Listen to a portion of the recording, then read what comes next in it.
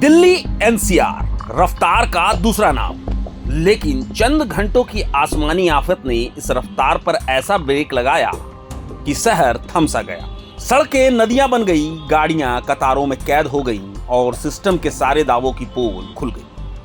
मंगलवार की सुबह से हो रही मूसलाधार बारिश ने एक बार फिर राजधानी की तैयारियों की सच्चाई सामने रख दी। एक दिन पहले गुरुग्राम का महाजाम तो सबने देखा ही था, लेकिन मंगलवार को यह कहर नोएडा ग्रेटर नोएडा एक्सप्रेसवे पर टूटा।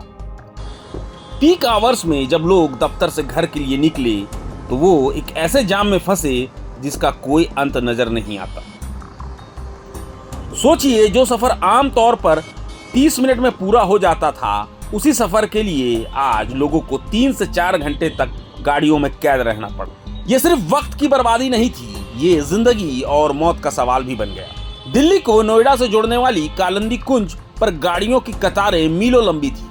गाड़ियां चल नहीं बल्कि रेंग रही थी। आप अंदाजा लगाइए, अंदर किसी की सांसें अटकी होंगी और बाहर गाड़ियों का पहिया तक नहीं हिल रहा। ये तस्वीरें सवाल पूछती हैं कि आखिर इस हालात का जिम्मेदार कौन है। तो आखिर ऐसा हुआ क्यों? वजह है बारिश, ऐसी बारिश जिसने पिछले कई सालों का रिकॉर्ड तोड़ दिया। दिल्ली में इस साल अगस्त के महीने में हुई बारिश ने पिछले 15 सालों का रिकॉर्ड तोड़ दिया है। राजधानी में 399.8 mm बारिश दर्ज की गई। लेकिन सवाल यह नहीं कि बारिश ज्यादा क्यों हुई, सवाल यह है कि हम कितने तैयार थे। चंद घंटों की बरसात ने सड़कों को तालाब में बदल दिया। एम्स, सुप्रीम कोर्ट, साकेत और दक्षिण दिल्ली के पॉश इलाके तक की सड़कें पानी में डूबी हुई नजर आई। ऐसा लगा मानो पूरा शहर पानी में डूब गया हो और सिस्टम कहीं नींद में सो रहा हो। इस बारिश और बद इंतजामी ने सिर्फ रफ्तार ही नहीं रोकी, सांसें भी थम गई। इस बारिश के बीच एक पेड़ गिरने से एक इंसान की जान चली गई, एक घर का चिराग बुझ गया। यह मौत सिर्फ हादसा नहीं बल्कि उस सिस्टम पर एक सवाल है जो हर साल करोड़ों रुपए खर्च करने के दावे तो करता है, लेकिन चंद घंटों की बारिश में ही घुटने टेक देता है। ये तस्वीरें, ये जाम और ये मौत पूछ रही है कि आखिर कब तक दिल्ली वाले इस आसमानी आफत और जमीनी बद इंतजामी का खामियाजा भुगतते रहेंगे।